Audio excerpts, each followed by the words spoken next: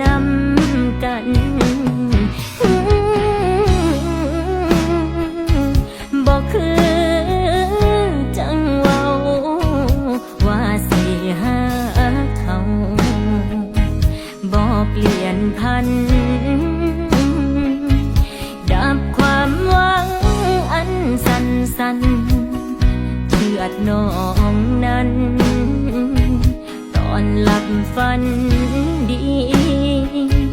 เล่เหลี่ยมจังสีนิสัยบ่ดีเฮ็ดโตคือจังพี่หลอกน้องจนใจสั่นปล่อยให้น้อ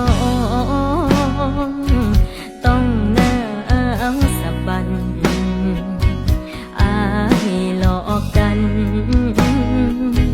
มันเจ็บแผลอายบ่ต้องมาน้องบ่อยากเจอลาบแล้วเด้อบ่อยากเจอดอกความผิดหวังลาบแล้วเด้อบ่อยากฟังดอกคำแก้ตั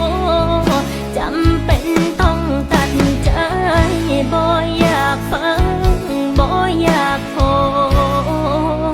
บ่อยากยินคำใหญ่คำโตคำฮัลโหล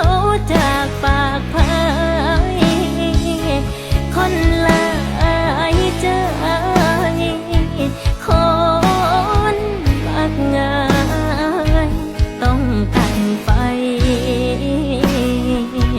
ตั้งแต่ต้นลม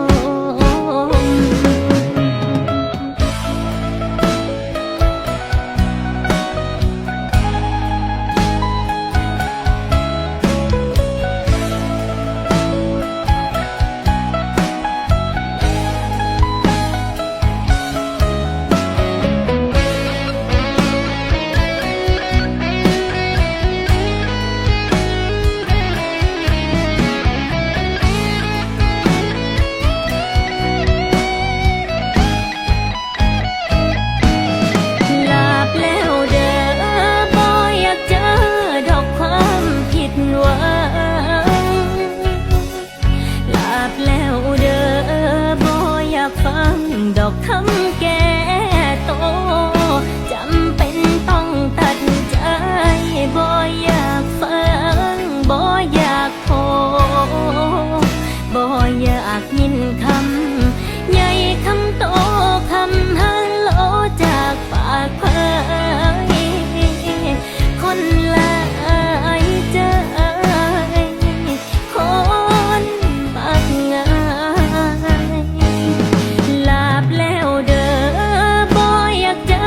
ดอกความผิดหวังลาบแล้วเด้อบ่อยากฟังดอกคำแก้โต